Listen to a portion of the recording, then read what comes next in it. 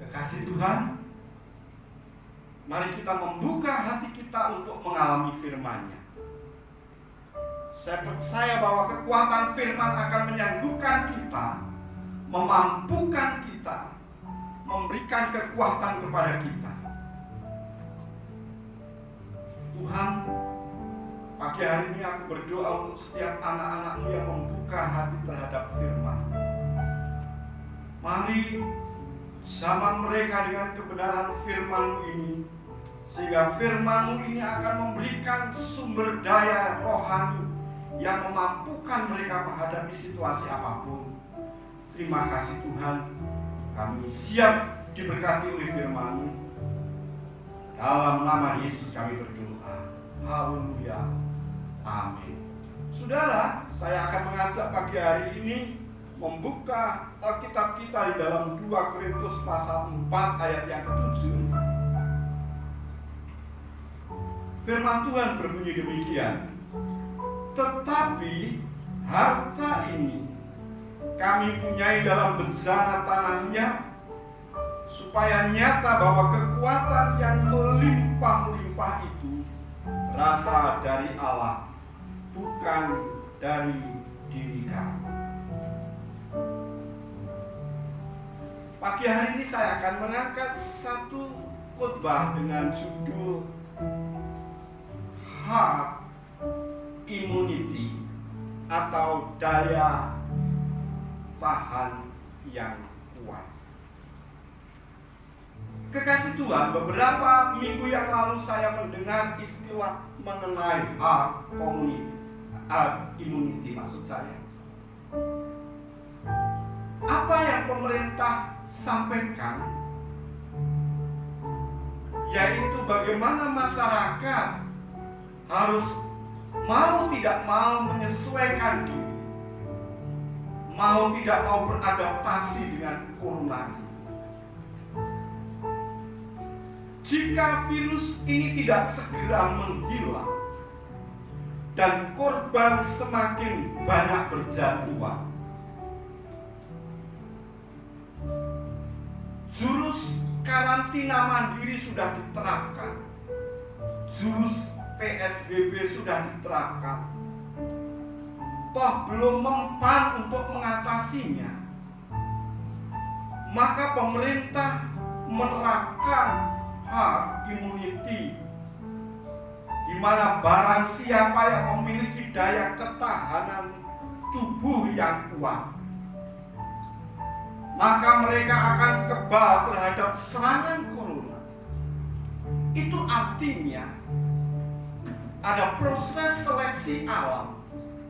Apabila seseorang tidak mau mengembangkan pola hidup yang sehat, mengembangkan gaya hidup yang bersih, maka orang itu bisa terserang dengan corona. Saudara, jika daya tahan fisik itu begitu penting, pertanyaannya adalah bagaimana dengan daya ketahanan rohani kita? Kekebalan manusia rohani kita itu diperlukan di dalam menghadapi tantangan apapun. Ketika seseorang memiliki daya ketahanan rohani yang lemah, cepat atau lambat, seseorang itu akan ambruk, akan terpukul jatuh, akan terkapar kalah, dan akan tumbang di dalam gelanggang hidup ini. Bapak Ibu, memiliki daya ketahanan rohani itu begitu penting.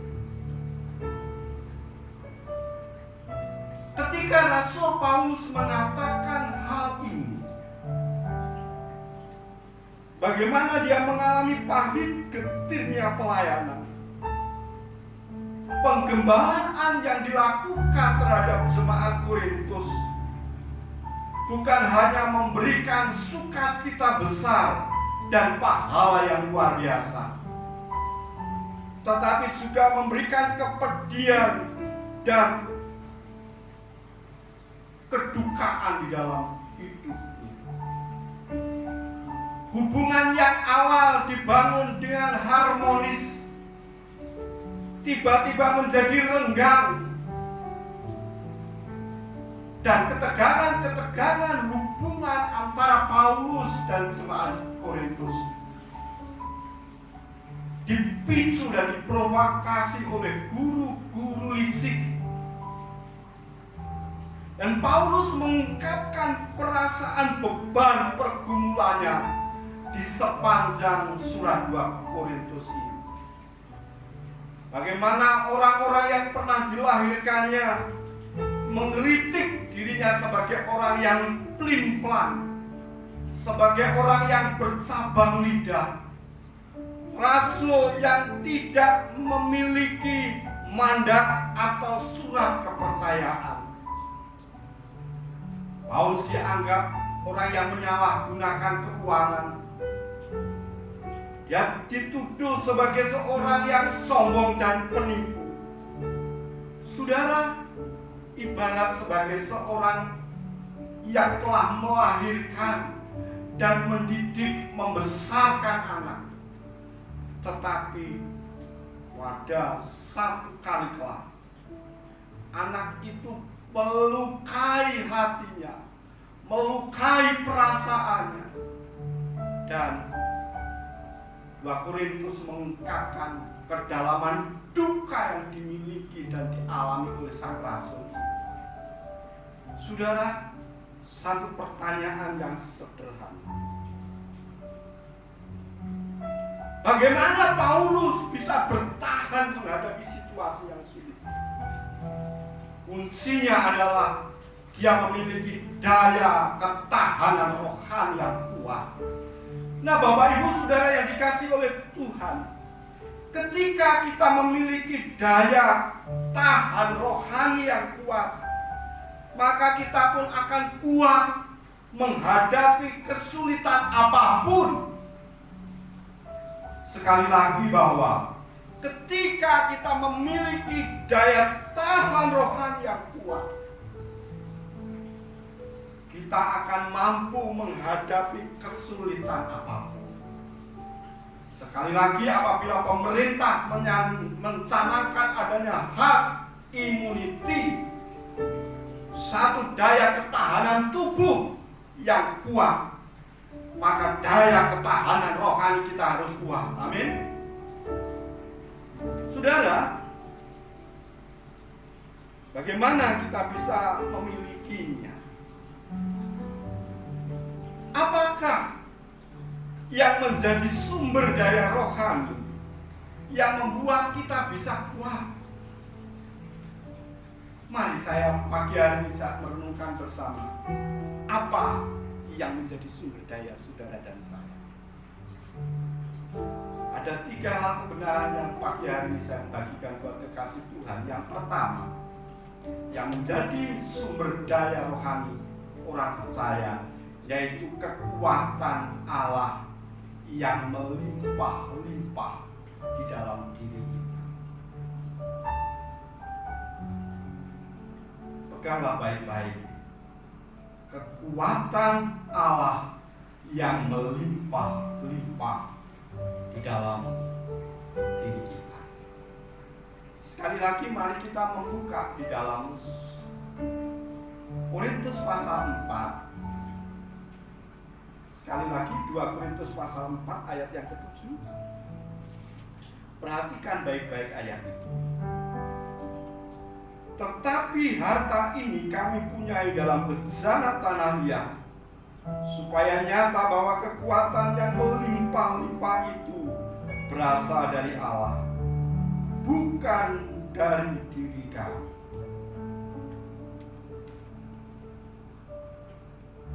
Rasul Paulus menggambarkan tentang hidupnya seperti sebuah bejana.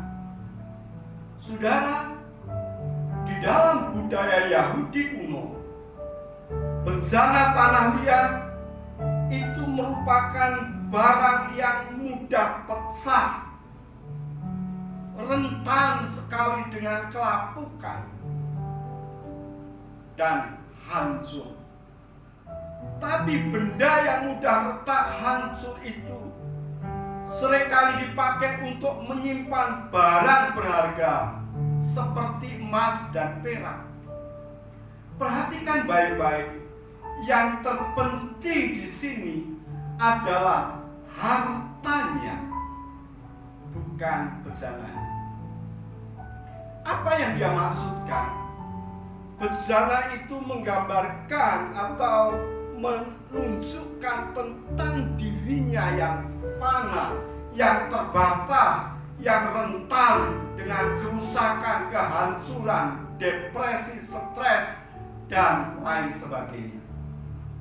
Tapi saudara sekalian, di dalam tubuh yang fana, yang mudah retak, rusak, dan rentan dengan depresi ini, menjadi sarana, menjadi tempat di mana Allah itu berdiam di dalamnya. Kekuatan Allah yang melimpah-limpah itu tinggal di dalam diri kita yang mudah retak ini. Kekuatan Allah yang sempurna itu tinggal di dalam hidup kita yang tidak sempurna ini. Kekuatan Allah yang maha dahsyat itu tinggal di dalam bejana kita yang mudah rapuh. Allah tinggal di dalam hidup kita yang tidak sempurna. Dan kekuatan Allah yang sempurna, yang melimpah-limpah itu tinggal tetap di dalam diri kita. Saudara, Allah itu ada di dalam hidup kita. Dan Allah yang tinggal di dalam hidup kita, Allah itu melimpah-limpahkan kemampuan di dalam hidup kita dalam menghadapi situasi apapun. Hidup ini selalu berubah-ubah. Ada saatnya kita menghadapi situasi yang mudah, enak, tetapi juga situasi yang susah dan menggoncangkan emosi-emosi kita. Saudara, sekali lagi kekuatan Allah yang melimpah-limpah memampukan kita dalam menghadapi keadaan apapun yang kita alami. Kalau Bapak Ibu membaca di dalam ayat-ayat selanjutnya, bagaimana Rasul Paulus mengungkapkan di dalam ayat yang ke-8, dalam segala hal kami ditindas, namun tidak terjepit. Kami habis akal, namun tidak putus asa. Kami dianiaya, namun tidak ditinggalkan sendirian. Kami dihempaskan, namun tidak binasa. Situasi-situasi yang buruk yang dialaminya, yang membuat dia begitu depresi. Dia seperti orang yang sedang dihempaskan, seperti orang yang sedang terjepit, seperti orang yang sedang tidak berdaya. Lalu pertanyaannya adalah, kemampuan apa yang menyanggupkan sang rasul ini mampu menghadapi situasi yang tidak menguntungkan ini? Jawabannya adalah sumber daya Allah yang melimpah-limpah. Pagi hari ini, bukalah hatimu dan izinkan Allah itu mengalirkan kuasanya di dalam hidup saudara. Izinkanlah hadiratnya itu memenuhi kita, memuaskan kita, memampukan kita dan menyanggupkan kita.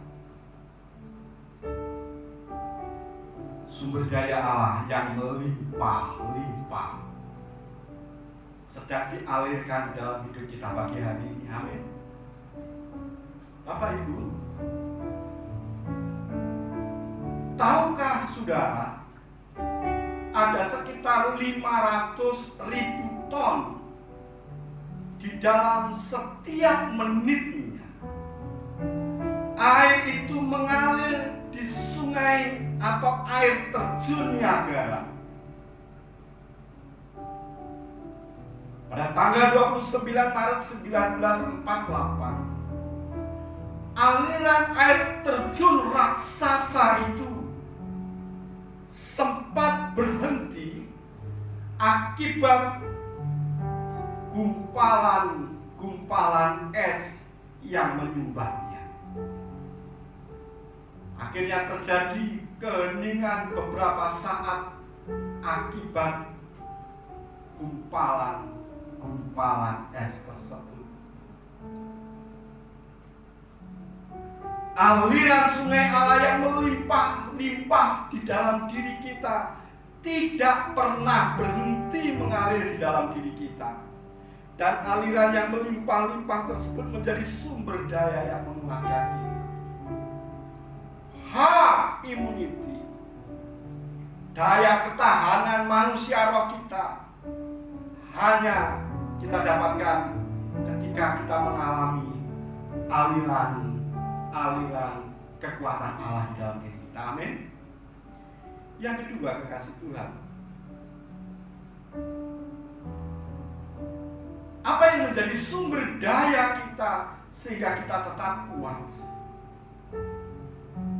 Yang kedua adalah cara pandang iman yang luas di dalam diri kita. Mari kita membuka kembali lagi di dalam 2 Korintus pasal 4 ayat 13 hingga 15. Namun karena kami memiliki roh iman yang sama, seperti ada tertulis, aku percaya sebab itu aku berkata-kata, maka kami juga percaya dan sebab itu kami juga berkata-kata. Karena kami tahu bahwa Ia yang telah membangkitkan Tuhan Yesus akan membangkitkan kami juga bersama-sama dengan Yesus, dan Ia akan menghadapkan kami bersama-sama dengan kamu kepada dirinya. Sebab semuanya itu terjadi oleh karena kamu, supaya kasih karunia yang semakin besar berhubung dengan semakin banyaknya orang yang menjadi percaya, menyebabkan semakin melimpahnya ucapan syukur bagi kemuliaan Allah. Yang kedua adalah cara pandang kita. Kehidupan kita banyak dipengaruhi oleh cara pandang kita. Ketika seseorang memiliki cara pandang yang keliru, maka ada kemungkinan besar dia bersikap dan berperilaku yang keliru. Bayangkan kalau kita memiliki cara pandang yang keliru di dalam kita melihat, maka betapa bahayanya kita menjadi keliru di dalam bersikap, dan ada kemungkinan besar kita akan menjadi keliru di dalam perilaku. Saudara, cara pandang itu penting. Sekali lagi, saudara kuat ketika saudara memiliki cara pandang iman yang luas di dalam diri saudara. Cara pandang iman itu dibangun di atas dasar kuasa Yesus yang sanggup membangkitkan kita sekalipun kita di dalam maut. Tuhan yang bangkit, Tuhan yang hidup, Tuhan yang menjadi dasar satu-satunya iman kepercayaan kita. Rasul Paulus mengatakan, Tuhanlah yang mampu membangkitkan aku meskipun aku di dalam kematian. Cara pandang iman yang menyanggupkan seseorang kuat. Dia bisa melihat hidup dari kerangka iman. Dia melihat hidup dari sudut pandang kekekalan. Dia memandang hidup dari cara pandang surgawi. Saudara, tidak mungkin seseorang akan mampu bertahan apabila tidak dibarengi dengan cara pandang iman. Mari kita hidup dengan iman yang hidup. Mari kita berdiri dengan iman yang hidup. Iman yang dibangun di atas landasan, di atas pondasi, di atas keyakinan bahwa Yesus yang bangkit sanggup membangkitkan kita sekalipun kita di dalam maut. Dan cara pandang iman itulah yang membangkitkan rasa syukur di dalam keadaan apapun. Yesus hidup, Yesus berkuasa di atas kita. Yesus yang mengendalikan hidup kita. Hidup kita diatur olehnya. Mari setiap hari kita menjalani hidup ini dengan iman. Miliki perspektif surgawi. Oleh karena saudara sedang memandang hidup ini dari kerangka kekekalan, bukan dari yang fana. Sekali lagi, ada istilah yang pemerintah kemarin gulirkan, yaitu new normal life. Hidup dengan satu gaya yang baru. Bagaimana hidup dengan pola hidup yang bersih, gaya hidup yang sehat. Saya sangat setuju sekali. Apabila hal ini akan diterapkan, kita akan menjadi pribadi-pribadi yang sehat dan bersih. Cuci tangan, pakai masker, dan menjaga kesehatan, kebugaran, memberikan kesempatan untuk relaksasi dan juga olahraga. Saya rasa itu cara yang terbaik untuk memberikan daya tahan tubuh kita. Nah, kalau daya tahan tubuh kita akan semakin kuat, memungkinkan akan bisa membendung serangan corona dan menjadikan kita menjadi pribadi yang memiliki tatanan yang baru, yaitu manusia yang menjaga kebersihan dan kesehatan.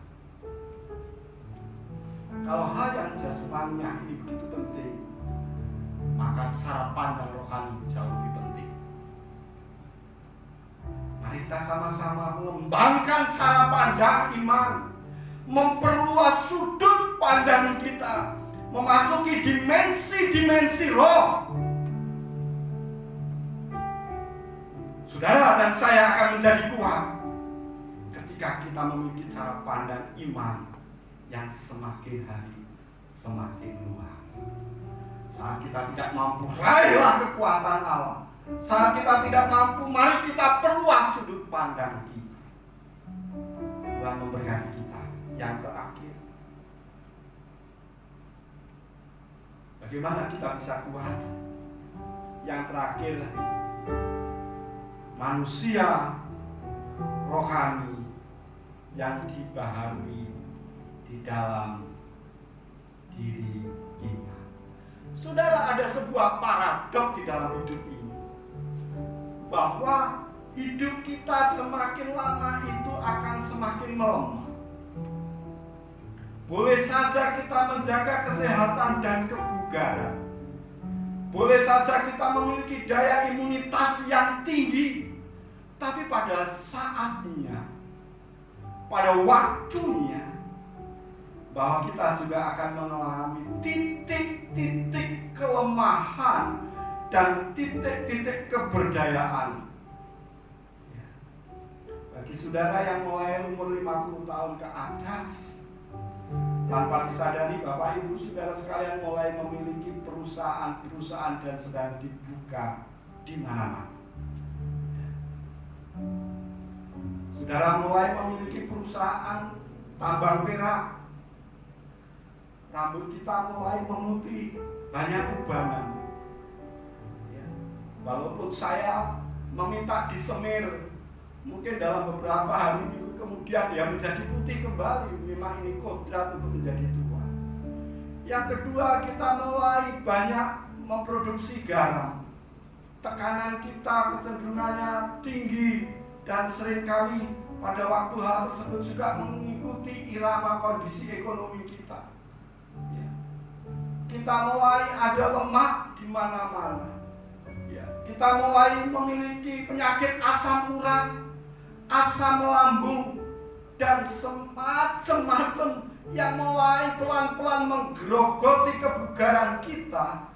Dan kembali lagi apa yang saya sebut dengan paradok, di mana kondisi kita makin lama makin surut makin lama makin menua, makin lama makin tidak berdaya, dan semuanya itu akan diinterupsi dengan yang namanya penyakit dan kematian.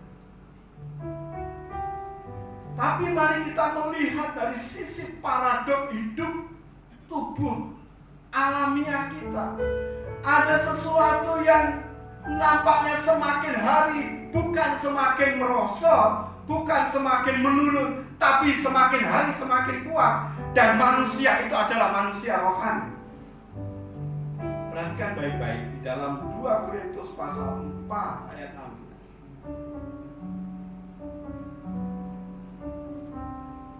Sebab itu kami tidak tawar hati, tetapi meskipun manusia lahiriah kami semakin merosot, namun manusia batiniah kami dibaharui dari sehari ke sehari.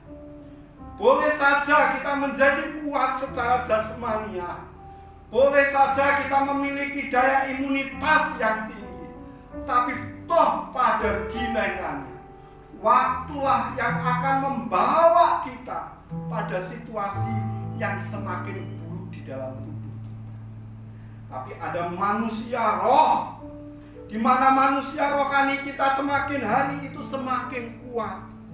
Ketika kita tinggal di dalam hadirat Allah, semakin hari kita semakin kuat. Kalau kita mencintai Tuhan, kita merindukan hadirat Tuhan, itu semakin hari membuat kita jauh lebih kuat. Sekali lagi paradok ini, manusia kita bisa melemah. Secara fisik kita akan mengalami kemerosotan, tapi manusia rohani kita semakin hari semakin. Mari pagi hari ini kita banyak tinggal di dalam hadirat. Saudara tinggal di rumah masing-masing. Kalau Tuhan memberikan kesempatan kelonggaran saudara tidak ke gereja kurang lebih sekitar 10 minggu ini, bukan waktu saudara nongkrong, lalu saudara melihat TV siaran apa yang terjadi, peristiwa apa yang sedang diberitakan, tapi saudara betul-betul konsentrasi, membuka hati dan beribadah bersama-sama keluarga, mencari hadirat Allah yang menyanggupkan kita semakin hari semakin kuat di dalam hadiratnya. Manusia kita semakin hari semakin merosot, tapi manusia roh kita semakin hari semakin kuat di dalam hadirat. Saudara, saya tertarik di dalam di dalam Mazmur pasal 84 ayat 2 sampai ayat 6. Mari perhatikan baik-baik di dalam Mazmur ini. Saya dengan cepat mengajak saudara sekalian membaca di dalam Mazmur pasal 84. Bagaimana seorang yang bernama Bani Korah menyanyikan lagu Mazmurnya. Dan saya harap saudara memperhatikan baik-baik ayat demi ayat kebenaran yang ada di dalamnya. Di dalam Mazmur 84 ayat 2 sampai yang ke-6. Betapa disenanginya tempat kediaman-Mu ya Tuhan semesta alam. Jiwaku hancur karena merindukan pelataran-pelataran Tuhan. Hatiku dan dagingku bersorak-sorai kepada Allah yang hidup. Bahkan burung pipit telah mendapat sebuah rumah, dan burung layang-layang sebuah sarang, tempat menaruh anak-anaknya pada misbah-misbah. Ya Tuhan semesta alam, ya Rajaku dan Allahku, berbahagialah orang-orang yang diam di dalam rumah-Mu, yang terus-menerus memuji-muji Engkau. Berbahagialah manusia yang kekuatannya di dalam Engkau, yang berhasrat mengadakan siaran.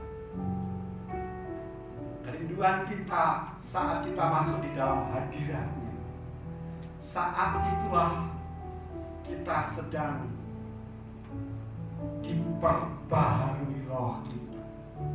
Kita sedang disegarkan roh kita. Kita sedang dikuatkan roh kita. Kita sedang dimampukan roh kita. Dan manusia rohani ini inti dari kehidupan kita yang sesungguhnya. Saudara, pada dasarnya bahwa tubuh ini akan lapuk, tubuh ini akan hancur.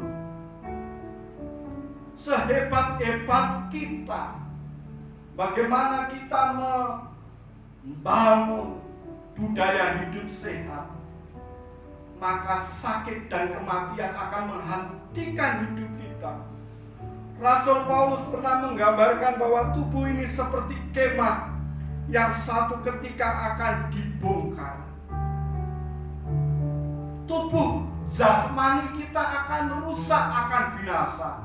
Tetapi ada manusia yang tidak akan pernah binasa, yaitu manusia roh kita, manusia yang hidup di dalam kekekalan.